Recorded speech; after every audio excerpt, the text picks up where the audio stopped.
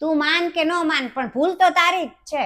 Mummy ન્યાય બધા એમ જ કહે છે કે ભૂલ તારી છે, અને તમે મને એમ જ કહો છો કે ભૂલ તારી છે. ગમે એ મારાથી કઈ ગડબડ થઈ જાય કે ગમે એ હોય તો બધું મારા માથે જ આવે છે, એમ તો થોડી હોય. હા તો તું કહીને તો આવી છું ને ભાવિનને કે હું જાઉં છું અહીંયા મારા મમ્મીના ઘરે. અરે મમ્મી એને કહીને હું શું કરું, એ ખાલી એના ઘરવાળાનું જ સાંભળે છે, એને કહીને કાંઈ ફાયદો નથી. તોય તે તારે કહીને તો આવવું જ જોવે ને કે હું મારા પિયર જાઉં છું એમ. અરે મમ્મી શું ફાયદો, ત્યાં કાંઈ પણ થાય ને તો મારો જ વાંક આવે છે. ત્યાં કોઈને મારી કાંઈ પડી નથી, કોઈને ચિંતા નથી મારી.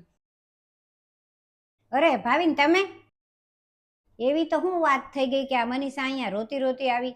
મને તો કઈ ખબર જ નથી. હું ઓફિસે ગયો ત્યારે ખબર પડી કે મનીષા અહીંયા આવી ગઈ છે બેગ લઈને. બસ એટલું જ કીધું કે હું અહીંયા આવી છું. શું કામ ને આવી છે એવું ન કીધું? મનીષા ચૂપ થઈ જા. ના મમ્મી, હું દર વખતે હું જ બધાનું સાંભળું છું ને હું જ બધાનું સહન કરું છું, એટલે હવે હું ચૂપ નહીં રહું. અરે બંધ થઈ જા હવે. હવે મમ્મી તમે જ કહો, નાના મોટા ઝઘડા તો કોના ઘરમાં ન થતા હોય? હા હવે તમે કહી જ દો કે મારી જ ભૂલ છે.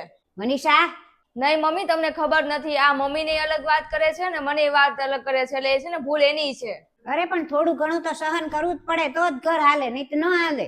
ના મમ્મી, એમ ઘર ન હાલે. મારી ભૂલ હોય તો મને કયો, પણ બીજાની ભૂલ હોય તોય મને જ કહેવાનું. એટલે તારે ભાવિન હારે નથી રહેવું એમ જ છે ને?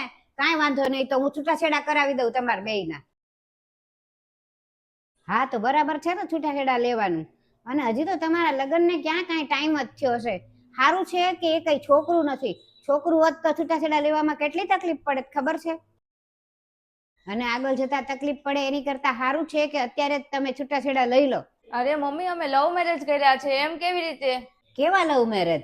જ્યારથી મેરેજ થયા ત્યારથી તો તમે બે બાધ્યા જ કરો છો. અને અત્યારે હમણાં તો તું જ તે કહેતી હતી કે મારે હવે નથી રહેવું ત્યાં. શું ફાયદો આવી રીતે રહેવાનો બાથી બાથીને? અત્યારે સમય છે તો બે અલગ થઈ જાવ. તું તારા રસ્તે ને ઈ એના રસ્તે, બરાબર ને? એટલા માટે આ જ રસ્તો છે તમારે બેયને છૂટા થવાનો, બરાબર ને ભાવિન? આજકાલ બધા છોકરાઓ એવું જ કરે છે. સંબંધ તો બાંધી લે છે પણ એને નિભાવી નથી શકતા. અને એટલું મુશ્કેલ નથી જેટલું તમે લોકોએ બધાએ બનાવી નાખ્યું છે. પતિ પત્નીના ઝઘડામાં ત્રીજા વ્યક્તિને કોઈ દિવસ કાંઈ કહેવાય જ નહીં.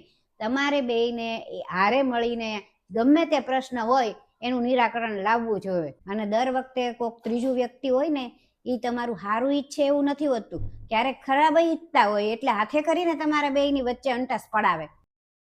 હવે તમે બે વિચાર કરી લો ને નક્કી કરી લો કે તમારે બેયને અલગ અલગ રહેવું છે કે એક હાથે રહેવું છે. ના ના ભાવિન, ચલો આપણે આપણા ઘરે જઈએ. અરે એમ ક્યાંથી ઘરે જતા હતા? આ બિચારા જમાઈ આવ્યા ત્યારના ઊભા છે.